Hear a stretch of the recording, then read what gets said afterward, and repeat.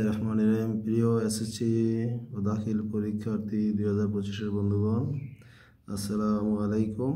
আশা করি তোমরা সবাই ভালো আছো। হ্যাঁ, আমিও ভালো আছি আলহামদুলিল্লাহ। আজকে তোমাদের ধারাবাহিক মূল্যায়নে আমরা আজকে প্রথম অধ্যায় নিয়ে আলোচনা করব, বাস্তব সংখ্যা। তো আমাদের এই অধ্যায়টা ভালো করে জানতে হবে বাস্তব সংখ্যা কি।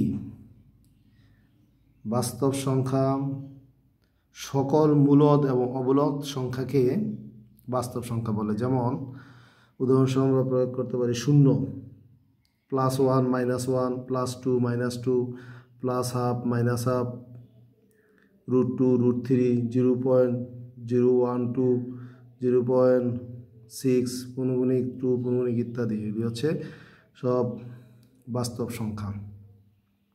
মূলদ সংখ্যা কি সকল পূর্ণ সংখ্যা এবং ভগ্নাংশই মূলদ সংখ্যা। যেমন 3/1 সমান কি 3, 11/2 সমান 5.5, 5/3 1.66 ... ইত্যাদি।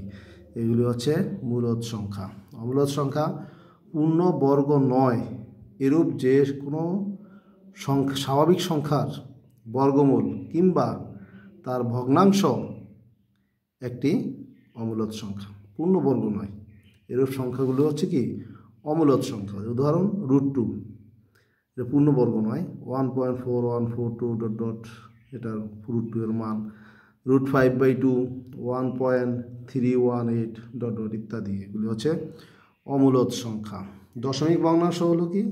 দশমিক ভগ্নাংশ সংখ্যা মূলদ অমূলদ, মূলদ এবং অমূলদ সংখ্যাকে দশমিক দিয়ে প্রকাশ করা হলে তাকে দশমিক ভগ্নাংশ সংখ্যা বলে। মূলদ এবং অমূলদ সংখ্যাগুলো যদি আমরা দশমিক দ্বারা প্রকাশ করি, যেমন 3, এটা মূলদ সংখ্যা, এটা যদি দশমিক দ্বারা প্রকাশ করি 3.0, 5/2 2.5, দশমিক দ্বারা প্রকাশ করি √3, এটা অমূলদ সংখ্যা, এটা 1.732 এটার মান। এটা সবগুলি যদি দশমিক দ্বারা যদি প্রকাশ করি এগুলো বলে দশমিক ভগ্নাংশ সংখ্যা।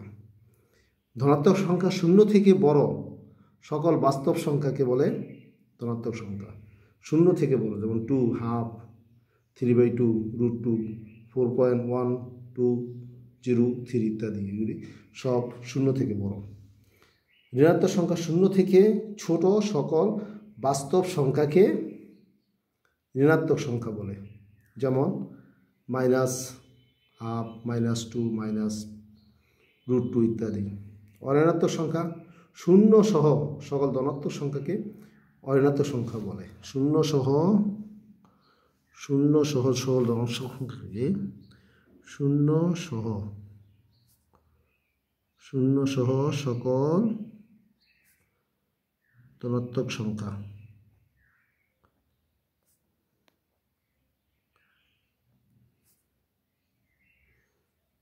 অঋণাত্মক সংখ্যা।